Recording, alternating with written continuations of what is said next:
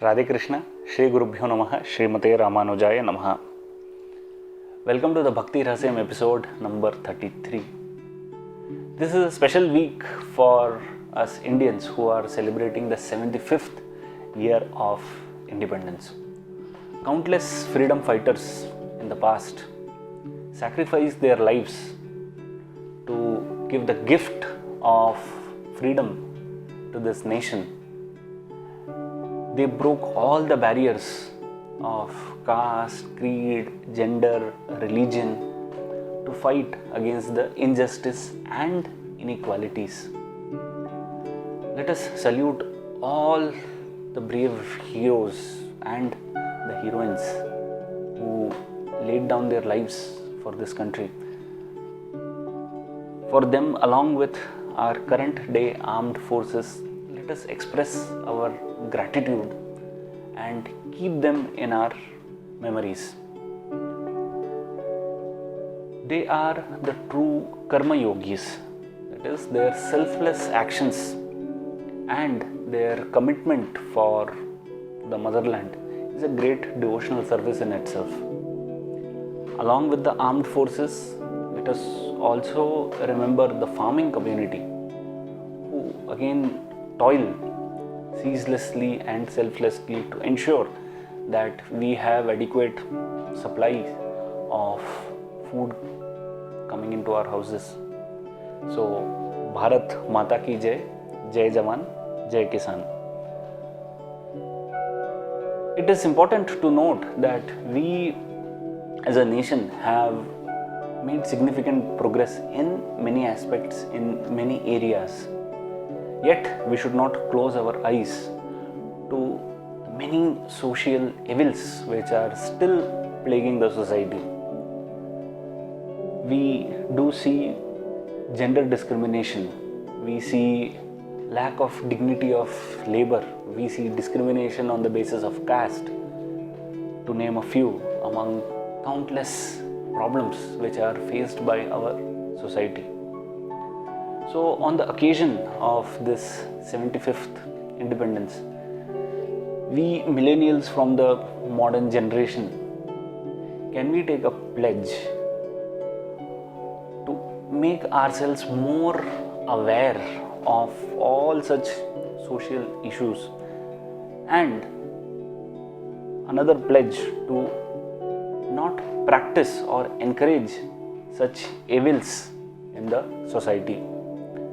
We should make a conscious effort that we are not encouraging all these practices by also making the future generation aware of all such evils. Now, coincidentally, today's Thirukkolur Penpillai Rahasyam also touches upon a social issue. Thirukkolur Penpillai is comparing herself with a great devotee in this Rahasyam number 33. We will see the verse at the end. Let us go with the story first. This devotee's actions are selfless. He always keeps up his promises.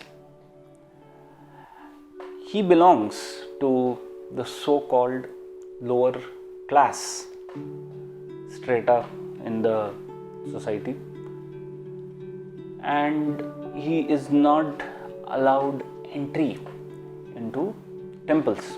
Now, this was another ugly practice which was followed in the past, and we do see such practices even in our current day, where members of certain caste are not allowed entry into the temples.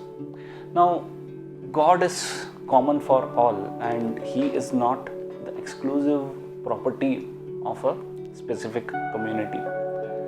So, making a rule that some people cannot enter into the temple lacks logic.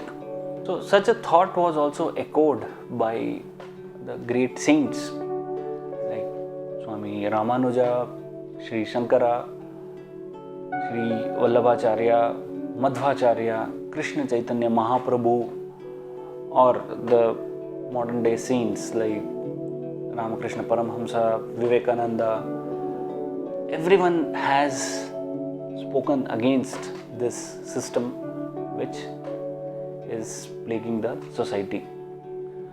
Now, people have different skill sets based on their own nature, based on their tendencies. So, their method of work is different, their lifestyles are different, their food is different. So, their mode of worship is bound to be different. So, based on their practices, based on their traditions, not allowing them entry into the temples or discriminating against them or not respecting them doesn't seem logical at all.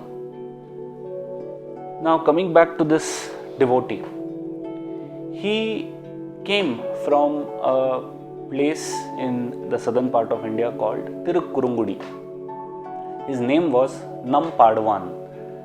In the Tamil language, Nampaduvan means singing about us, which means the Lord himself had given him this name Nampaduvan because he was constantly engaged in singing devotional songs about Lord Vishnu and his consort Lakshmi.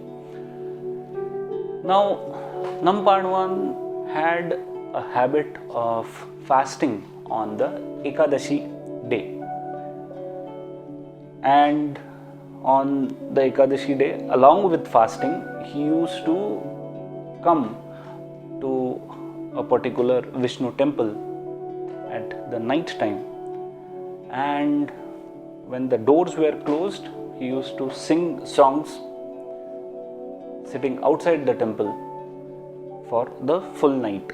So the entire night, he having fasted the entire day, he used to spend his night singing devotional songs about Lord Vishnu for the entire duration of the night. Now, this was his practice, and in the course of reaching the temple, he had to pass through a dense forest. So happened once that when he was crossing the forest to reach to the temple on a particular Ekadashi day, he encounters a demon or a Brahma Rakshas.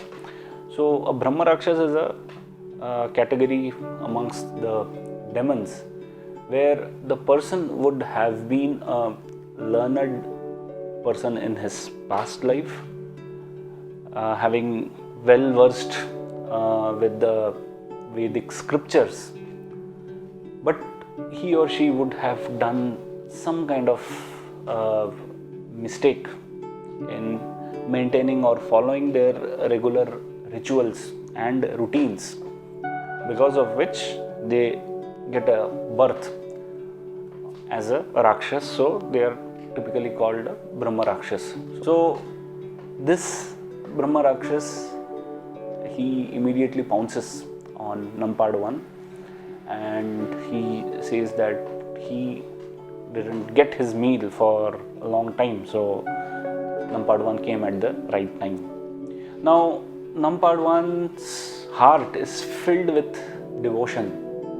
So he is not disturbed at that sight or with that situation. What he tells the Brahma Rakshas is, I'm all yours, you can have me for your food, but allow me to reach the temple, sing my devotional songs as my usual practice, and then I will voluntarily come and offer myself to you. Now this Brahma Rakshas counters, saying that if one wants to protect one's life, he or she can say lies, and that is very much evident in you telling me a lie that you will come and surrender to me in the morning. That's when Nampaduvan makes a series of 18 promises that let the sins of various categories of person come to me if I don't honor my promise. Now, hearing those 18 sets of promises, the Brahma Rakshas leaves him. He says, okay, do your ritual and come back. Happily, Nampaduvan reaches the temple and he sings the devotional songs. Now he feels a particular difference. He prays to Lord Vishnu that this is his last day in this particular life, and he wants to sing the glories of Lord Vishnu. When he continues, he experiences a different level of ecstasy, to such an extent that the gates of the temple open and Lord Vishnu himself comes and gives him a divine vision, saying that he is very much pleased with his experience of singing devotional songs. Nampaduvan feels that his life's purpose is achieved on getting this vision, and now he can happily go back and become the food for the Brahma Rakshas. Now Lord Vishnu could have stopped him from going, but he didn't do any such thing. He gave a vision, he disappeared. The entire night was spent by Nampaduvan in singing the devotional songs, and in the morning he heads back. So when he reaches the entrance to that forest, there appears a saint who prohibits him from entering into the forest. He says there is a dangerous demon who lives in this forest, so why are you going this way? Nampaduvan says that he has made a promise to that very particular demon to become his food, so he is going. So the saint says naturally that why should any sane person do this? And when you know that your life is in danger, it is okay to lie. But somehow it doesn't gels well with Nampaduvan, and at that moment the saint shows his true form, who is again Lord Vishnu in disguise. And while prohibiting him from entering into the forest, he holds his arm and to prevent him from moving further. So Nampaduvan counter argues, saying that it was only because of that particular Brahma Rakshas that he could get a vision of Lord Vishnu in the temple in the night before, and now it is the same Vishnu who has come in the form of saint, and now he has given a second vision to him holding his hand. So all this was possible only because of that Brahma Rakshas, so it is but natural for him to honor his promise. Now even Lord Vishnu does not have a suitable answer or response to this great level of commitment, to this great level of promise which Nampaduvan displayed. So he lets him go. Now Nampaduvan hurriedly reaches this Brahma Rakshas, this angry Rakshas who is waiting for his feast. Nampaduvan says that he had a wonderful experience, maybe his last experience in this birth, where he had two visions of the Lord. He is fully satisfied, his life's purpose is met. Now he happily offers himself to the Brahma Rakshas. Now, seeing a highly enlightened and ecstatic Nampaduvan, even the Brahma Rakshas' hunger goes down. He starts to mellow down. He feels, he can see the true joy of a devotee, the true experience which is felt by Nampaduvan, and he starts repenting. He feels that his previous life was wasted, and in the current life, instead of focusing on the routine hunger and thirst issues, shouldn't he be thinking of liberation? Now, it was a great fortune for the Brahma Rakshas, to encounter such a great devotee, which planted the seeds of liberation in his mind. So the moment he starts thinking, his hunger vanishes. He bows down before Nampaduvan and says that he has come into this state because of various mistakes, various sins done in the past. Now he sincerely wants to get liberated. He has a lot of difficulties in this life as a Brahma Rakshas.